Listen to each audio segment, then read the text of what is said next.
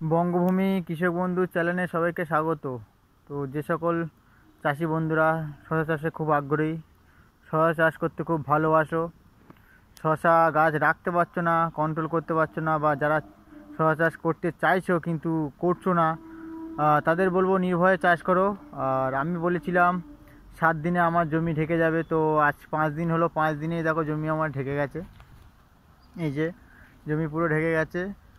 আর আগের দিনকে আমি ওষুধ দিয়েছিলাম, পরপর কি কি ওষুধ দিয়েছি তোমরা যারা আগের ভিডিও দেখোনি তারা পরপর ভিডিওগুলো দেখে নেবে। পরপর ওষুধ স্প্রে করলে গাছ কিন্তু এরকম চকচকে ঝকঝকে থাকবে, নির্ভয়ে চাষ করবে। আর আমার আগের ওষুধ দিয়েছি ফাঙ্গিসাইড, আবার 2 দিন হয়ে গেছে।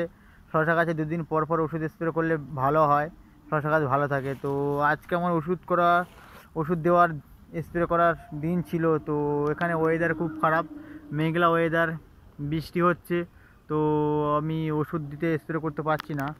তো যেহেতু ফুল জ্বালিয়ে এসে এই সময় একটা পিজিআর মানে ভিটামিন তোমার দেওয়া দরকার ছিল, কি ভিটামিন দিতে হবে সেটাও আমি দেখিয়ে দিতাম, কিন্তু আমি ভিটামিনটা দিতে পারছি না যেহেতু ওয়েদার খারাপ, বৃষ্টি হচ্ছে। তো ওয়েদারটা কাটলে আমাকে আগে ফাঙ্গিসাইড একবার ওষুধ দিতে হবে, কারণ বৃষ্টি হলে কিন্তু ফাঙ্গিসাইড আগে দিতে হবে। হ্যাঁ, ফাঙ্গিসাইড ওষুধ দিয়ে তারপরে কিন্তু ভিটামিন দিতে হবে। আগে যদি ভিটামিন দিলে হবে না, কারণ গাছে ধসা আসতে দিলে হবে না, কারণ গাছ আমার খুব ভালো আছে, তোমরা দেখতে পাচ্ছ।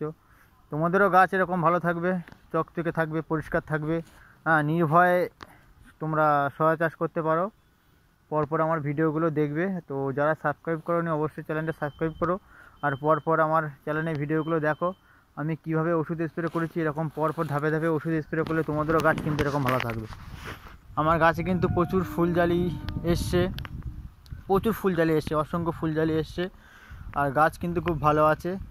যেহেতু আমি বুস্টার 3 স্প্রে করেছিলাম 4-5 পাতা অবস্থায়। তো পরপর ধাপে ধাপে তোমরা ভিডিওগুলো দেখলে বুঝতে পারবে। আর ওয়েদার কাটলে আগে দিতে হবে ফাঙ্গিসাইড, বৃষ্টি হলে আগে ফাঙ্গিসাইড, গাছকে আগে রক্ষা করতে হবে, তারপরে ভিটামিন পরে।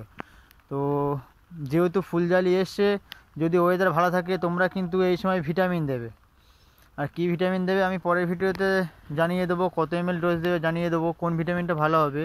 কিন্তু আমি ভিটামিনটা দিতে পারছি না। যখন দেখবে গাছে ফুলজালি আসছে, 2-1টা ফুল ফুটতে শুরু করেছে, তখন কিন্তু গাছে অবশ্যই তোমরা ভিটামিন দেবে, যাতে খাবার ঘাটতি যেন না হয়।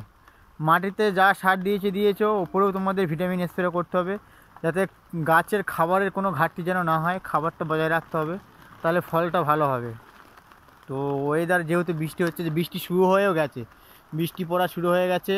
তো এই অবস্থায় আমাকে ওয়েদারটা কাটলে আগে ফাঙ্গিসাইড ওষুধ দিতে হবে।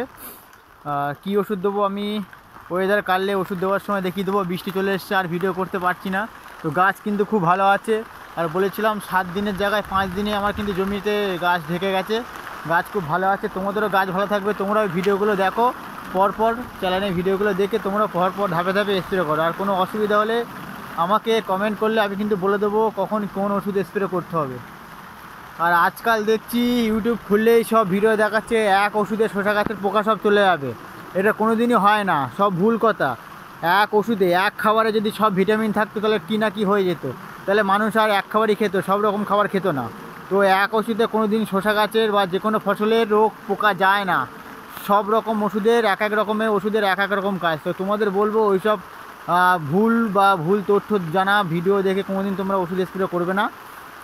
পারলে আমার মতন এরকম, যেহেতু আমি একজন চাষি, আমি পরপর কিন্তু ওষুধ স্প্রে যেভাবে করছি এভাবে করবে। আমি চাষি, আমি চাষ করি, আমি জানি, আমি কয়েক বছর ধরে শসা চাষ করছি, কোনটার কী ওষুধ, কোন রোগের কী ওষুধ সব আমার জানা হয়ে গেছে, ওই জন্য আমার গাছটা কিন্তু ভালো আছে। তো তোমরাও এরকম পরপর দেখে এরকম ওষুধ স্প্রে করবে। যে দেখো বৃষ্টি পড়ছে, আমি আর ভিডিও করতে পারছি না, তো পরে কী ওষুধ দেবো তোমাদের আমি জানিয়ে দেবো, কী ওষুধ দিতে হবে, কী ভিটামিন দিতে হবে, সোনা মাছির জন্য কী ওষুধ দিতে হবে পরপর আমি জানিয়ে দেবো। তো রাখছি, বৃষ্টি হচ্ছে খুব।